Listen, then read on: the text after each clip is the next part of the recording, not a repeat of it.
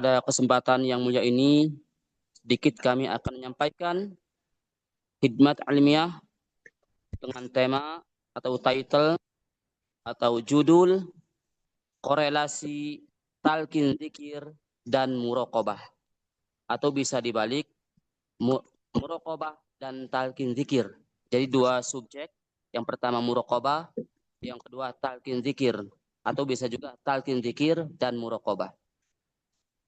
Tabarukan untuk muraqabah, kitab karya Pangersa Guru Agung Hadratus Syekh Abah Aos, yakni kitab Fadailus Syuhur li Talibi Ridha Rabbil Ghafur, yang sama-sama sudah kita mafhum bahwa bulan Ramadan ini memiliki khamsatu ahrufin, 5 huruf ya.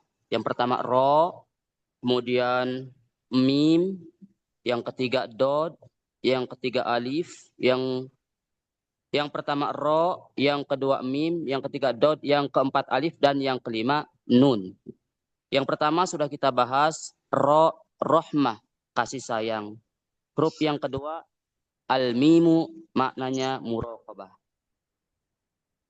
Muraqabah terdapat di dalam halaman 226. Bahwa dalam bulan Ramadan, Pangersa Abah mengatakan di dalam kitab ini, kitab Fadailus Syuhur, Bismillahirrahmanirrahim. Wa ammal mimu fi hadha syahri al-muraqabah. Adapun huruf mim di dalam bulan Ramadan maknanya muraqabah. Artinya merasa diawasi Allah Subhanahu wa taala. Kalimat merasa diawasi mudah untuk diucapkan tapi sulit untuk dilaksanakan, terutama bagi mereka-mereka yang belum menerima talqin dzikir. Maka syarat untuk menuju muraqabah adalah dengan introspeksi diri. Langkah pertamanya, gerbang pertamanya, pintu pertamanya adalah talqin dzikir, ya, talqin. Maka di dalam kitab ini yang membahas muraqabah, Pangersa Abah mengutip salah satu hadis yang sudah viral, hadis Arba'in karangan Imam An-Nawawi, hadis yang kedua. Diceritakan kala itu Kangjeng Nabi Muhammad sallallahu alaihi wasallam sedang berkumpul dengan para sahabat. Tiba-tiba saja sekonyong-konyong datang malaikat Jibril berubah wujud menjadi manusia, seorang laki-laki yang sangat tampan, berbaju putih dan sangat hitam rambutnya. Malaikat Jibril meletakkan lututnya kepada lutut Nabi, kemudian berkata, "Ya Muhammad, akhbirni anil Islam." Wahai Muhammad, terangkan kepadaku tentang Islam. Lalu Rasulullah menjawab, Islam itu ada 5. Yang pertama syahadat, asyhadu an la ilaha illallah wa anna Muhammad Rasulullah. Kemudian mendirikan sholat, kemudian menunaikan zakat, puasa Ramadan, dan haji ke Baitullah. Jibril berkata, sodakta. Engkau benar wahai Muhammad. Saat itu para hadirin, sahabat merasa heran. Ini orang datang-datang bertanya kepada Nabi. Setelah Nabi menjawab, ia membenarkan. Bahkan pertanyaan yang kedua, akhbirni anil iman. Terangkan kepadaku tentang iman. Nabi menjawab, menjelaskan, iman an tu'mina billahi katihi wa kutubihi wa rusulihi wal yaumil akhiri wa bil qadri khairihi wa syarrihi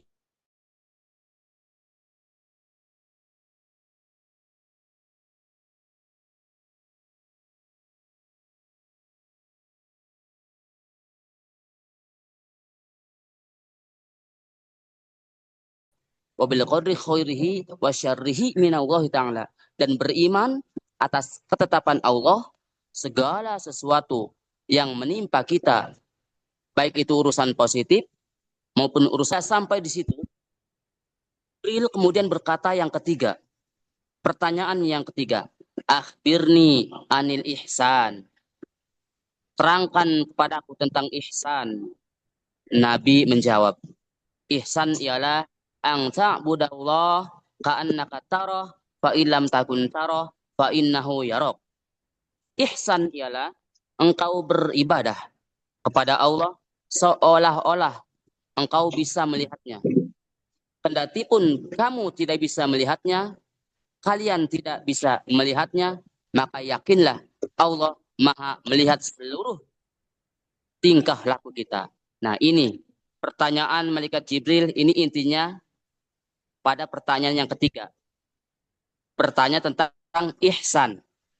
Nabi menjawab, ihsan ialah engkau beribadah. Apapun ibadahnya. Baik urusan dohir maupun batin. Baik urusan dunia maupun akhirat. Engkau beribadah. Seolah-olah engkau bisa melihat Allah. Jika engkau belum bisa melihat Allah, yakinlah bahwa Allah Maha melihatmu. Allah itu Al-Basir, Maha melihat. Hadirin rahimakumullah. Untuk ilmu ihsan, siapapun tidak akan mampu untuk menjangkaunya. Kenapa? Kita ada perasaan merasa diawasi, merasa muraqabah, kecuali dengan masuk ke jalur thariqah. Kenapa? Thariqah dijelaskan di dalam surah Al-Jin, surat Jin ayat 16. A'udzu billahi minasyaitonir rajim. Wa allaw istaqamu 'ala thariqati lasqainahum ma'an ghadaqa. Jika sekiranya mereka masuk ke dalam thariqah, masuk ke dalam Islam yang kafah, maka kami akan limpahkan kepada mereka air yang melimpah. Maknanya rizki yang barokah, rizki yang luas, hati yang lapang. Nah, jadi intinya pada ayat ini tentang thariqah. Karena thariqah itu disebut di dalam Al-Quran, maka masuk thariqah hukumnya wajib fardu ain.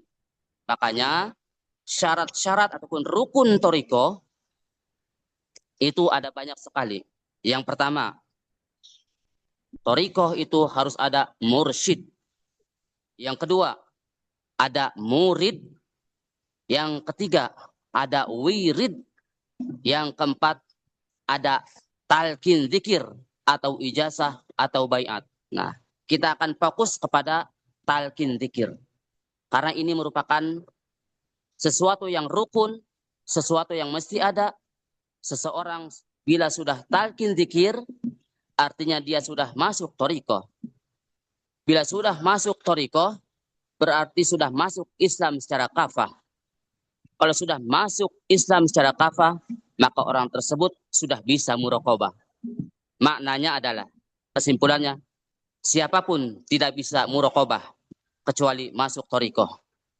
Siapapun, kiai apapun, ustadz apapun, tidak bisa masuk thariqah kecuali dengan pintu talqin zikir. Tentang pentingnya talqin zikir ini, Kangjeng Nabi Muhammad Sallallahu Alaihi Wasallam bersabda, bagaimana hadis yang menyatakan tentang pentingnya talqin zikir. Beliau bersabda, wa kana an-nabiyyu sallallahu alaihi wasallam yulaqqinu hadhil kalimata thayyibata li sahabati radhiyallahu anhum litasfiyati qulubihim wa tazkiyati nufusihim wa isolihim ila al-hadratil ilahiyah was sa'atil qudsiyah. Dan adapun Kangjeng Nabi Muhammad sallallahu alaihi wasallam mentalkinkan, mengajarkan kalimah thayyibah ini, yakni kalimah la ilaha illallah li sahabati radhiyallahu anhum, kepada para sahabat. Nah, jadi kalau ada pertanyaan di zaman sekarang ini, Pak Ustadz, itu talqin zikir ajaran siapa? Langsung jawab oleh kita, ini ajaran Nabi. Sudah dicontohkan oleh Nabi, yulaqinu hadil kalimat thayyibah li sahabati. Bahwa Nabi saja, Nabi Muhammad sallallahu alaihi wasallam mentalkin para sahabat. Kemudian sahabat mentalkin para tabi'in. Tabi'in mentalkin para tabi'ut tabi'in terus sampai ke sini. Makanya salah satu rukun thariqah, selain ada talqin dzikir, ada silsilah, mata rantai yang sambung menyambung menjadi satu. Kita runutkan dari Allah Subhanahu wa taala kepada malaikat Jibril, kepada Kangjeng Nabi Muhammad sallallahu alaihi wasallam, kemudian kepada Sayyidina Ali karramallahu wajhah, kemudian turun kepada bawah kepada Sayyidina Husain, turun ke bawah kepada Sayyid Zainul Abidin, turun ke bawah kepada Syekh Muhammad Bakir, turun ke bawah kepada Syekh Ja'far Shadiq, terus sampai silsilah ke-19 Tuan Syekh Abdul Qadir Al-Jailani Qaddas Rasulullah yang berada di Baghdad, turun kepada anaknya Syekh Abdul Aziz, turun kepada anaknya Syekh Muhammad Hatta, turun ke bawah lagi kepada Syekh Syamsuddin, Syekh Syarafuddin, terus ke bawah kepada Syekh Muhammad Murad, terus turun kepada Syekh Syamsuddin, dari Syekh Syamsuddin turun kepada orang Indonesia yang menjadi imam di Masjidil Haram. Siapakah beliau? Beliau bernama Syekh Ahmad Khatib Sambas bin Abdul Ghaffar, imam di Masjidil Haram, asli orang Indonesia. Nah, itulah beliau yang memadukan dua thariqah besar, dua thariqah agung, Qadiriyah, Naqsyabandiyah. Qadiriyah, zikir jahar, kalimatnya la ilaha illallah. Naqsyabandiyah, zikir hopi atau inti takwa. Maka Allah berfirman yang tadi dibaca ketika pembuka, a'udzubillahi minasyaitonirrajim, ya ayyuhalladzina amanu taqullaha haqqa tuqatih wa la tamutunna illa wa antum muslimun. Wahai orang-orang yang beriman, bertakwalah kepada Allah dengan sebenar-benarnya takwa. Nah ini, jadi inti takwa itu adalah zikir Naqsyabandiyah. Makanya silakan bagi dulur-dulur, saudara-saudara, orang-orang Indonesia yang belum talqin, segera talqin, mumpung masih hidup sebelum meninggal. Karena hadis Nabi, lakinu mautakum, la ilaha illallah. Talqinkan olehmu orang yang akan mati dengan kalimat la ilaha illallah. Alhamdulillahilladzi faddalana ala katsirin min ibadil mu'minin. Kita para peserta manaqib yang hadir di Zoom pada kesempatan ini, para pecinta kesucian jiwa, sudah menjadi murid Pangresah Guru Agung Abah Aos. Beliau adalah silsilah yang ke-38.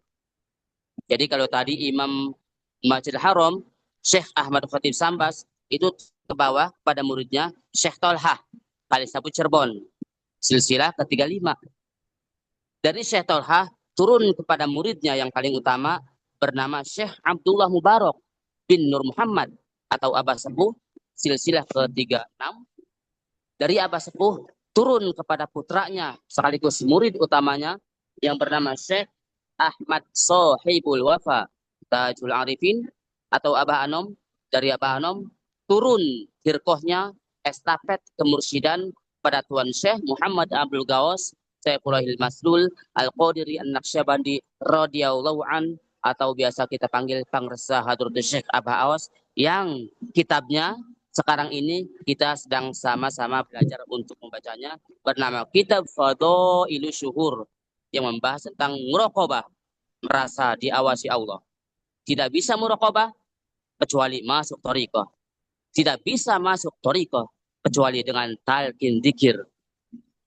Kalau sudah talqin dzikir, tinggal amalkan, amankan, lestarikan dengan kontinu. Zikir jahar, zikir hopi, ring 1, khotaman, ring 2, manakiban, ring 3, sholat sunnah, ring 4, dan menjadi pribadi-pribadi yang tanbih. Ini intinya. Menjadi pribadi yang tanbih, bagaimana kita menjadi sosok manusia yang bisa memadukan hablum minallah, hubungan vertikal, dan hablum minas, hubungan horizontal. Sehingga dengan demikian, dengan terus diasah amalia, kita akan menjadi mahabbah kepada Syekh Mursyid.